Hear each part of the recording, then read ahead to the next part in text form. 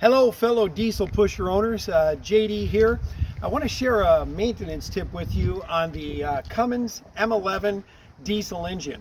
I'm making this video because I recently blew a belt while traveling in the middle of nowhere and couldn't find anybody to tell me how to do it or find any video, so I want to share this with you. It's a relatively simple thing, but I want to show you how to do it. First thing you got to do is remove the fiberglass back panel. It's really easy. There are 5 bolts down each side plus a couple in the middle brackets. Very lightweight, easy to remove. Once that's out of the way, you can clearly see the whole assembly here. The belts I'm referring to aren't your standard serpentine belt. These are the V-belts that drive the auxiliary cooling fan. The auxiliary cooling fan obviously is mandatory to keep the engine running at the right temperature. The 2 belts you see here were simply to get me home.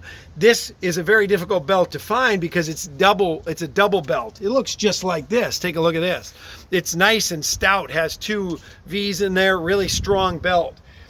Hard to find in the field though. If you find yourself in the middle of nowhere, you probably could get by like I did with a couple of V-belts to get you home.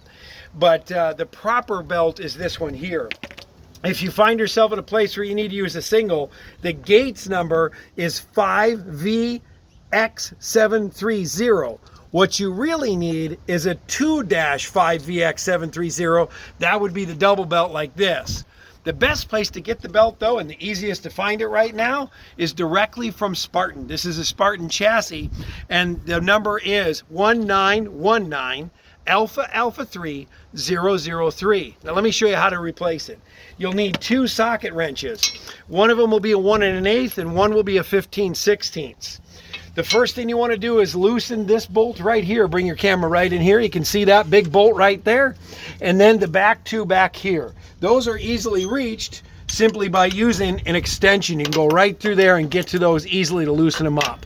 Once those are loosened up, you use this device right here, the tensioner. You simply back that off and that'll provide you all the tension you need to get the belt off. Now, if it breaks on you, it'll be shredded, so it's easy. And then you put the new belt in, slip it over here, get that in, and notice how that one belt sits in those 2 V's into the pulley. That's important that they're seated right. And then you simply begin to put tension on it by cranking this bolt down. Once you have a sufficient amount of tension, you tighten your bolts back up and you're good to go. It's not for everybody, but it's a pretty simple fix. Most importantly though, it's a good idea to have one of these on board with you as a spare because they can be very hard to find. If you're like me and you want to do some stuff yourself, this is an easy repair. If not, take it to a shop. But if you're into it, take care of it yourself. Until next time, I'm JD. See you on the road.